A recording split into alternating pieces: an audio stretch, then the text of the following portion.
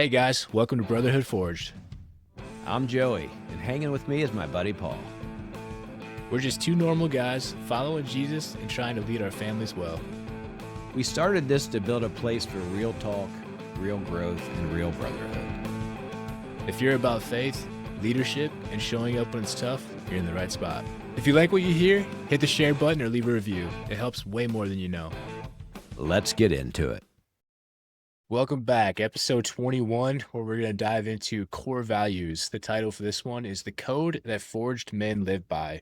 We've talked about core values before, and we're going to continue to do so because it really is that compass that determines so much of your life. So as we dive into this one, we're hoping that we can help you kind of define and refine some of yours if you have them. If you don't have them, be a little more intentional with them. But they really are such an important piece of our life and just the way it helps guide us through so much stuff. I would absolutely agree. Can you believe it's episode 21? It's insane, bro. We've came a long way from my pink headphones. It is insane. Just 3 months or so. I've actually lost track, but we've come a long way and we got a long ways to go, but I'm excited.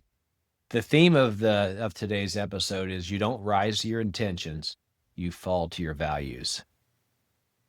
100%. In fatherhood, marriage, leadership, anything really, your values are your anchors or empty words. This episode defines how forged men choose, live, and pass on the code. Like I talk about a lot, as your kids are watching, they're always going to tell a story about you. And this is absolutely part of that story, if you allow it to be. If you don't allow it to be, by default, it's also part of your story. Because then that story may be, well, my dad or mom, excuse me, just drifted throughout life. They didn't really have anything they stood for. They weren't really defined by anything. So I don't know if they were a person of integrity. I don't know if they were a person of health or faith or whatever it is. So this is absolutely part of that process where you can write those pages of that story, those chapters of that story, and allow them to see it. And we'll talk about this when we get further into it, because they're going to go by what's modeled, not what's said. So before we start, ask yourself, are you living with intention? What are your children seeing? What's your wife seeing? What are those around you seeing? And we'll start us off with a prayer. Father, thank you for being the ultimate example of truth, love, and consistency. Help us become men who live with a clear code, God, not just when it's easy, but when it costs us something. Give us wisdom to choose the values that honor you and the courage to live them daily. Let our kids see integrity in how we love, lead, and serve. Our marriages reflect unity, grace, and trust. And let our homes be anchored in your word, not the world's ways. When we drift, back us up. When we fail, remind us of who we are in you. Forge us into men who don't just talk about values, but we live them, model them, and pass them on. It's in Jesus' name I pray. Amen. Amen. Segment 1, Paul, what core values are and what they're not. So let me ask you something, and you got to be honest. Have you ever just stood for something and then life punched you right in the gut? I mean, you realized it. Well, maybe you didn't. Been there, man. It's easy to say you're a man of integrity until your pride gets tested or money gets tight or your wife calls you and says something or calls you out on something. And you can't be as defensive with that. I think about, too, the interview process that I talked about last time that went through that. That's something, if you go for a promotion, you don't get it. That's going to test your character. That's going to test your integrity. That's going to test your core values. But are you truly what you say you are when the outcome doesn't go your way? Be honest, much of my life that I was living 3 different lives, depending on who I was around. That's definitely not integrity. Really, that's not living in your core values. And I'm probably not alone. Probably a lot of people are there, but exactly what you said. And early in my marriage, if you ask me, what are core values? I'd probably say something like being a hard worker or just being truthful. But the truth is, I didn't even have a clue. I was just kind of reacting to life, hoping that things would somehow just figure themselves out. You know what I mean? I think that's a strategy for disaster. I think a lot of guys do that. I think we kind of float throughout life. We drift. We mean well, but we never actually define the standard that we're living by. When you said different parts of your life, I think that we all kind of do that to an extent too. Until we step into our authentic version of ourselves, we compartmentalize ourselves to this group or to this standard or that standard, instead of actually being our true authentic self, where you actually feel like you're living like you're supposed to, opposed to pleasing the other groups that you're in. I can honestly say that's not me any longer, though. What you see at church is what you see at work, is what you see when I'm at the grocery, And that's taken a lot of work and a lot of intentionality. But that was definitely me. I would get defensive in arguments. I would overcommit at work. I would underdeliver at home with my wife or with my son. There was just no alignment because I didn't have like any sort of anchor. I didn't have any code to live by. That sounds like so many people, myself included, at different stages too. You're just going throughout life. You're just allowing life to take place and happen to you. But what changed for you, man? Well, I'd say a few years ago, I kind of hit that point, and then I really just looked in the mirror and I started asking myself, what kind of man do I want to be when life gets hard? What do I want Bobby and what do I want Alex to say, and my friends and my family when I'm not in the room? And what values do I really want to live by? Not just say, hey, I believe in this, but really live by it. That's powerful. Knowing what I know about you in this journey, what was the biggest difference between the first time and the second time that you did the core value exercise? That's a good question. But the first time I did it was early in when I joined the Alliance, when we talked about the Alliance before. And I did it just to check a box too, because we had a list of things we had to do as new members. So I just checked the box and whizzed through it. It meant absolutely nothing to me. I think I actually did that twice, two different points. I think we did a whatever the program was we all went through as fairly new members. I did it then too. But then I was part of the Friday call with Dr. Nick at the time, and he was the leader, and he took me through it step by step. That's when it sunk in, and that's when I nailed mine down. And what they are for me is faith, health, authenticity, gratitude, and acts of service. No longer are they just cool words that I wanted to identify with. That I thought, yeah, those sound great, but now they're standards for how I want to show up, especially when life gets hard. Man, I love that. Values, they're more than that, right? They're more than just checking the box. They're more than a cool tagline on social media. They're how you want to set it's how you want to show up when life gets hard. They show up in how we respond when we're tired, when we feel disrespected, or when things don't go our way. That's how you get through life, not the cool tag or just checking that box or just saying, okay, I'm done with this. What's the next assignment? Totally, man. So, for any of the guys listening or gals, here's your challenge. You pick 3 to 5. I'd say stick to 3 at first, no more. Define them, make them simple, and then live like they actually mean something. And better yet, turn them into rules for how you operate. So some examples would be we finish what we start. That's grit. That's commitment. We don't quit on each other. That's loyalty. We tell the truth even when it's hard. That's integrity. Man, but here's the mistake I've seen time and time again, and I probably tried this at first as well. People say, hey, I have 12 values, but you watch them live, and there's no way they are honoring any of those 12 values. Or they bring they bring up these values when life's already fallen apart. That's not when you do it. It's the old expression of you got to practice what you preach, right? You can't go around saying these are my core values, and then you live your life in a way where people are like, there's no chance. That's not a core value. Like if you say that's your core value, that's not you're not meeting that mark. And also, they're not CPR for a Mm, crisis. They're the code or the standard that you live by that keep you from crashing in the first place. But if you're in a spot where you feel like they're not going to help you get back above water, you got to address that part first. And then you can work on building that foundation with your core values to help yourself on that stable foundation going forward. that's real good, man. So if you're listening and you're taking notes, here's somewhat of a fix. Keep the language really simple when you're doing these exercises. Use your values to make real decisions. I would suggest if your values don't align, the decision is simple. Make them and model them daily. And live them loud enough that just your kids, your wife, and those around you know that you're living them and your kids can imitate those core values. That's huge. Your values aren't just for you. They shape your home, they shape your children, they shape your parenting, they shape your marriage. And trust me, your family's always watching. It's one of those things where you can tell your kids, we'll get into this in a little bit, you can tell them to do certain things. But if that's not the way that you're living, they're not going to follow that because they can see right through it. That they can, without a doubt. So I'd say here's the real question. What would you change in your life if you actually lived your values? Lived them, I said, not just talked about them. It's a really deep question, man. We'll segue from that one from the core values into family core values. Let's talk about what we're passing down to our kids because it's not just rules or routines, they're values. Our kids will live what we model, not just what we say. They'll know if you're being authentic. They'll know if you're living out a way that you're telling them not to. They're going to copy what you do, not what you say. Exactly, Paul. You Okay. can you can tell them to be kind, to be respectful all day long. But if they hear you snapping off at your wife or ignoring people or being rude to someone at the grocery store, that's the real message that they're absorbing. So many lessons are caught, not taught. And it's just one of those reminders.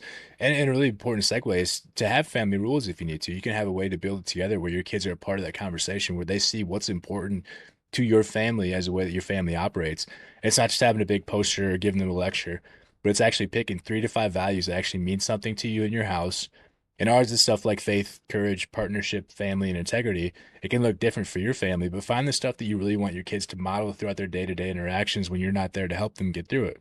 Scary how similar our values are, both core values and family values, but I'm not surprised.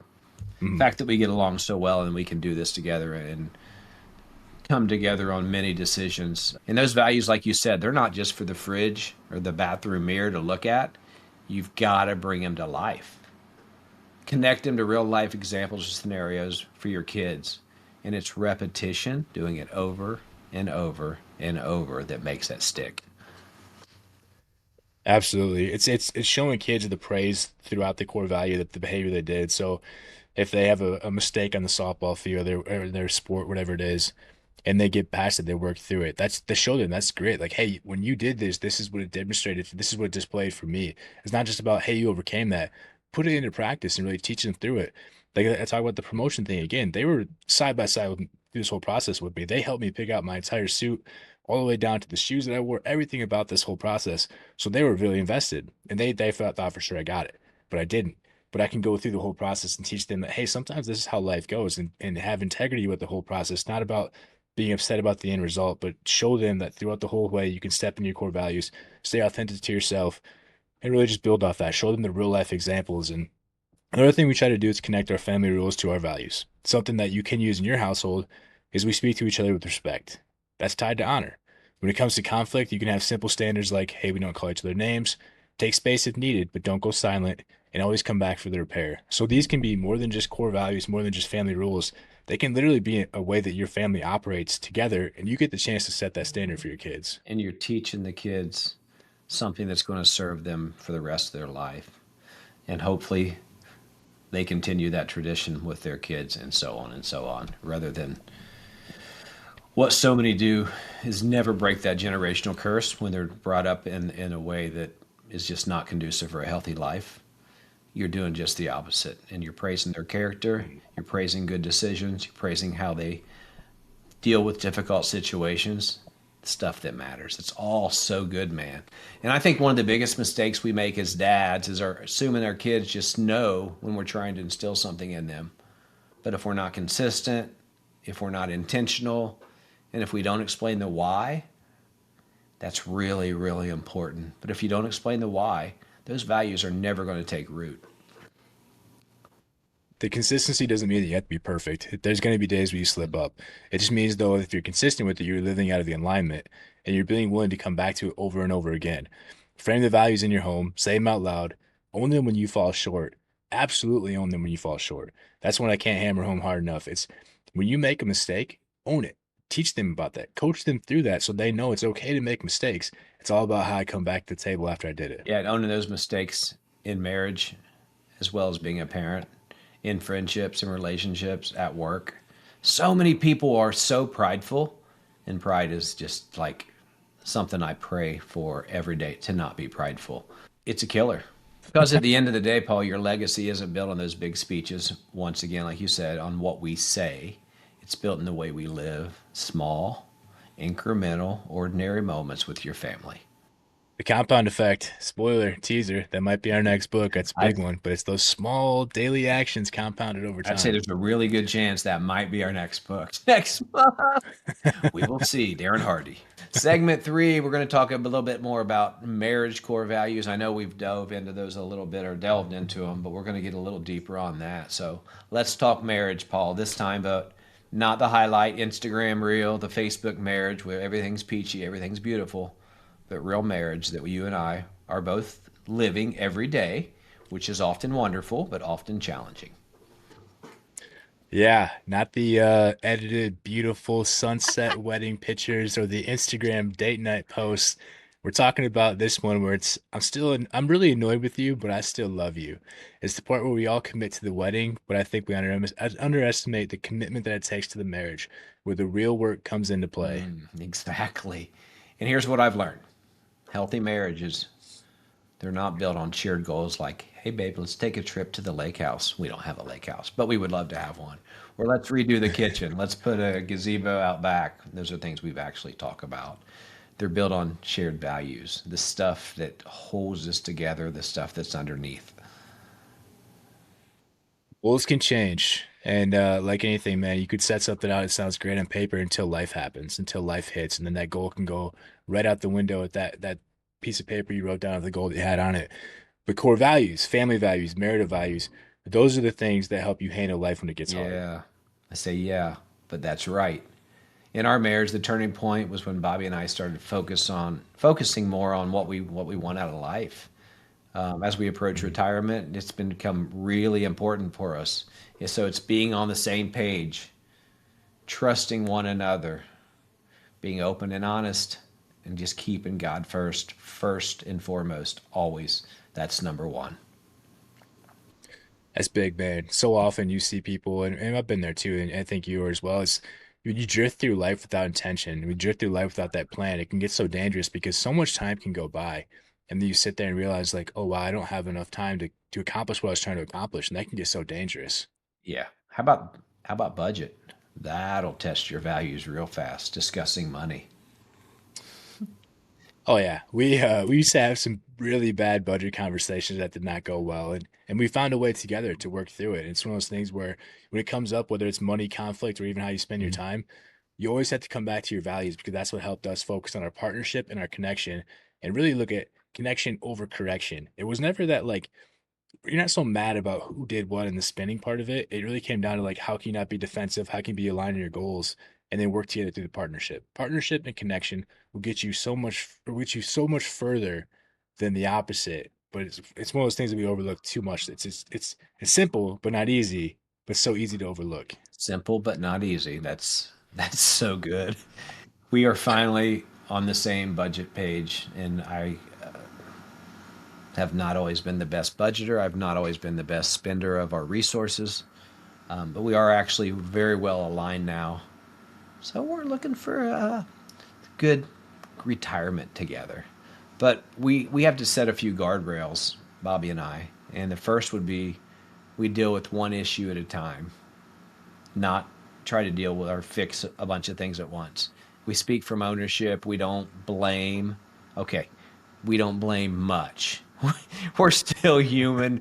So, but placing blame on the other person being resentful, that type of thing, that's a disaster. So anybody that's doing that in their marriage, I will strongly encourage you to stop. And even when we need space, because sometimes issues are tough, right? And you can't deal with them at that time. Go ahead and get your space, but always come back and fix it. Don't bury it under the carpet. Is that the saying? Yeah. Don't bury it. Don't Yeah, bury it. Sweep it very under the rug. sweep All it. There right. it is. Well, I There get it is. confused sometimes. That's okay. That's huge though, right? You can't just pretend like it didn't happen because all it's gonna do is build and build until it's a snowball effect until something else comes up and it's like, hey, remember when we didn't address that? I'm still mad at you for that one. So the whole thing's gonna fly out of the closet at you. But the one thing too, that's huge as well. We talked about this in the last episode with the 2.0 version of yourself. You can't try to fix everything in a day or in a week. So just focus on one topic at hand and go from there. Focus on your partnership and your communication, how you do that one thing, instead of trying to overhaul the entire foundation, because that will often turn into resentment and blame, like you talked about, instead of partnership. Have you ever assumed that Amber was on the same page as you, but you never had that talk? I mean, that's Oh, never, never. No, I'm just kidding. never. Okay, somebody's lying, and it's not me right now. I mean, that's a big mistake couples make. We've both done it. I know I have been there in 33 years in August, more times than I care to count. If I had a dollar for every time I did that, I'd be a very wealthy man. Our buddy Ed he brought this to one of our conversations. It's such a good visualization of the same page thing. is we often think we're operating off that same page, when in reality, we're both looking at a page that we wrote on our own without the other person's input, thinking that we're aligned together. It's like, no, you literally have to come together and write that one piece Yeah. of paper together. But we often overlook that so much, and it's the unexpected expectations that can become so dangerous. And they often, we can't expect our spouse to know what we're thinking or expecting, and we can't expect them to do the same for us. Otherwise, we both end up let down. And it's like, do you have those two pieces of paper? You're like, oh no, we did this together. It's all your voice, dude. That person had no input on it, and that's going to lead you It's a nowhere. strong visualization. Ed's a pretty smart guy. Ed, He is. Shout out Ed. Ed Dart, we're listening to you, buddy. So here's what we're saying to you guys and gals that are listening. Define those goals, those values together, and don't just do it once. Revisit them as many times as you need to. That might be weekly. You might have a Friday meeting. I've heard a lot of guys talk about doing a weekly Friday meeting or whatever day works for you, and use them Mhm. to guide how you guys communicate, how you forgive, and how you lead your home as a team. Exactly, as a team. That's the biggest point to take there is the team, the partnership. And remember, it's not about being perfect. It's about having that partnership and staying connected. So when life gets hard and life hits, you have that foundation that holds stronger together, aligned side by side. If you don't know where to ask, shoot. We're doing so good. We're doing Okay. great. And if you don't know where to start, just ask. That's all you got to do. What values do we want as. And if you don't know where to start, just ask. Say, what values do you guys want your kids to see in your marriage? Super important. And that'll get you pointed in the right direction. That's huge, man. Because I think oftentimes we overlook the fact that we are modeling what a marriage and relationship looks like Mhm. for our kids. And you can go through life and you can drift through it and hope that you have the marriage that you want to have and the marriage that you always dreamed of. But I'm going to tell you, it doesn't get there without intentionality. And I don't have as many years as a lot of people around me have. I mean, we're going on 9 years now. It'd be 10, finally hit the decade next year.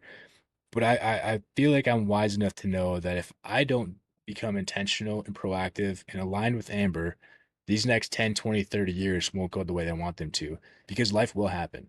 There's always going to be something that comes up and gets in the way. And if you're not intentionally engaged and connected with your spouse, life will get in the way whether you like it or not. I will tell you from a guy who's been married almost 33 years and didn't have these tools until much later in life, meaning the last less than 5 years, it would be very difficult to get through. Lucky for me, I have a very driven wife. I'm very driven and stubborn as well, and we've worked through some things, many things the hard way. Like I said, I didn't know what core values were. I don't even know what my values were at the time. I struggled, I flailed Mhm. around. We still made it, but I consider us very fortunate, very blessed, very lucky. However you want to look at it, I like to go with the blessed. But just follow the advice that we're given. It's not stuff we're just making up. Paul is in a really good place 10 years in. Wish I would have been where he's at in 10 years, but I wasn't, and we still made it. And now we're in a great place. So take the advice. I would strongly suggest you do. Yeah. If anything else, be aligned with your spouse and open minded to try this stuff with each other. This, let's say you sat down and you said, hey, let's talk about our marital values. Let's talk about our family values together. And you guys had a 2 hour conversation. That's 2 hours you wouldn't have had otherwise. That's 2 hours intentionally spent that you guys were talking about how you want your family and your marriage to Mm. go.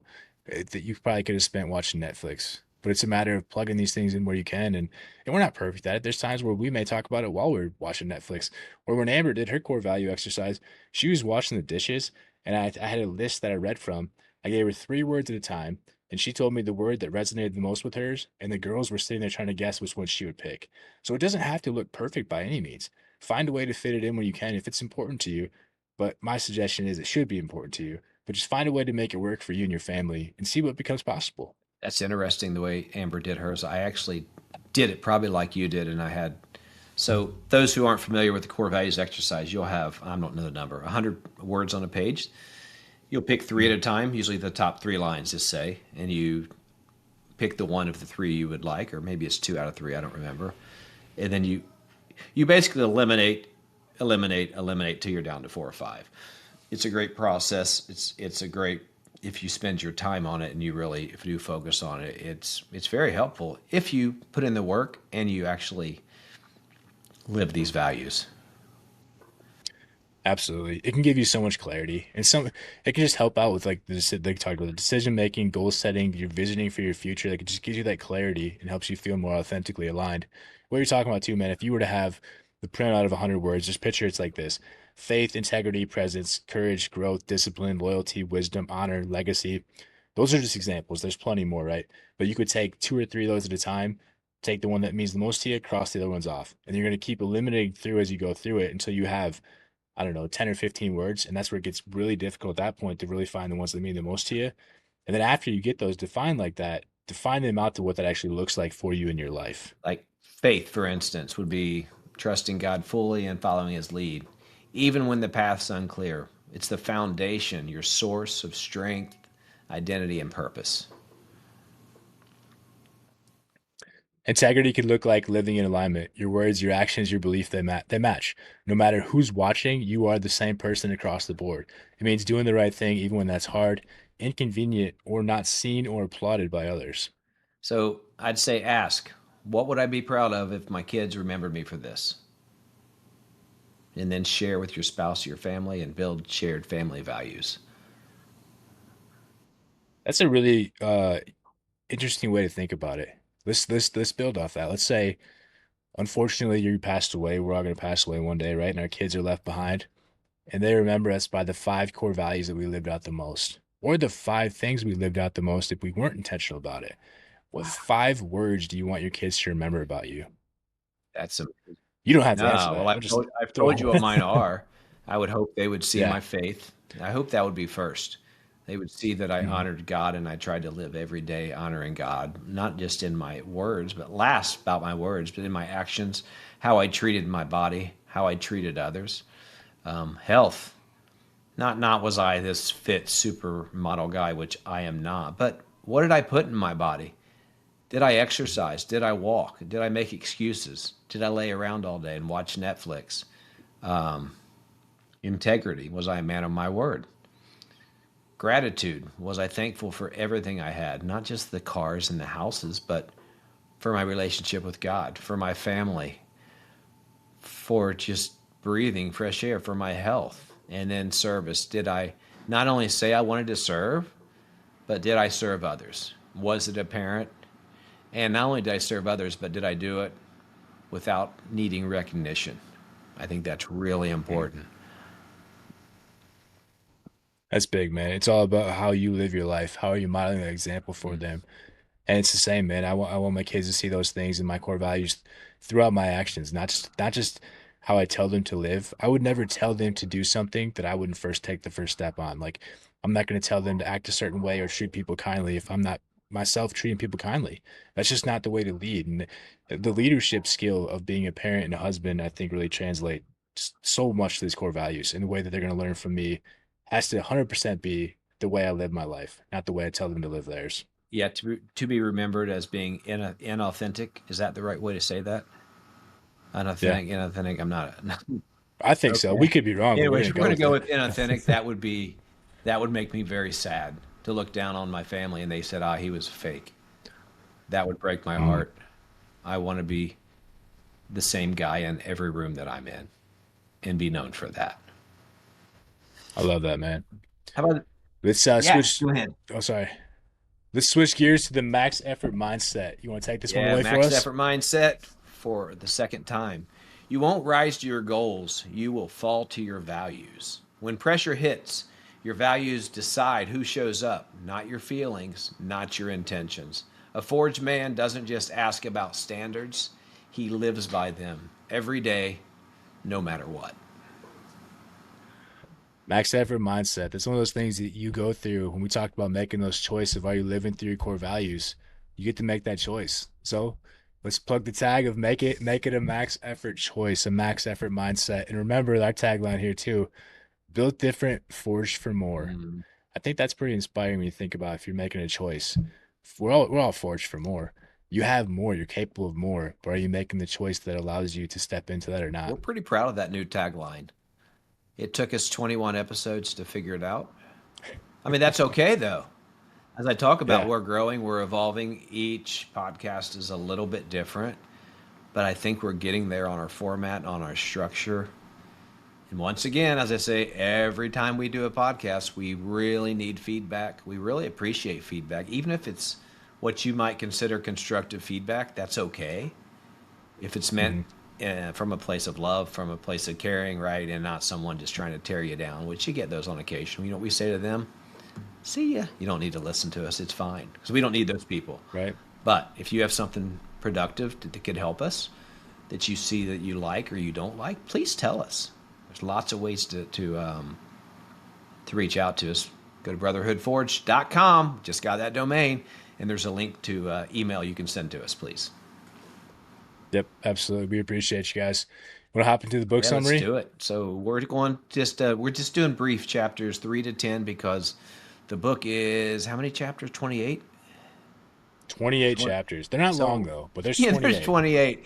Chop Wood, Carry Water by Joshua Medcalf. We need to, Josh, you need to be listening to our episodes, by the way. But he wrote a bunch of books on basically on mindset, on this type of thing. He's really good, and they're all story based. But we'll just jump into this real quick as we're wrapping this up. Chapter 3, it gives vision and to direction and drive. Yeah, we're not gonna go too in depth on them because they're not very long. But these are the core takeaways we got from them. Chapter 4: Don't wait for a crisis to fix your foundation. I like that. Chapter 5, quit quitting, burn the backup plan. Burn the boats, Yeah, right? I love it. Chapter 6: You are not your results. Your identity comes from within. You can't control the Definitely outcome. not. And don't chase validation. I just talked about that just a little bit ago when I said if you're doing things and you're serving for validation, you're serving for the wrong reason. But identity, it comes from within. Chapter 8: Discouragement is deadly. Fuel your heart with truth. And one of my core values, gratitude, is a weapon. Reflect on those daily wins. Comparison is toxic. Love the long road, commit to the process, and love the small daily Mm, steps. So, as this episode releases on Wednesday, the 16th, Amber and I will be celebrating our ninth anniversary. And I wrote a little letter here to kind of reflect on that and just kind of give Amber her shout out and her roses that are more than deserved. Amber, from the first moment we met, something in me knew life would never be the same.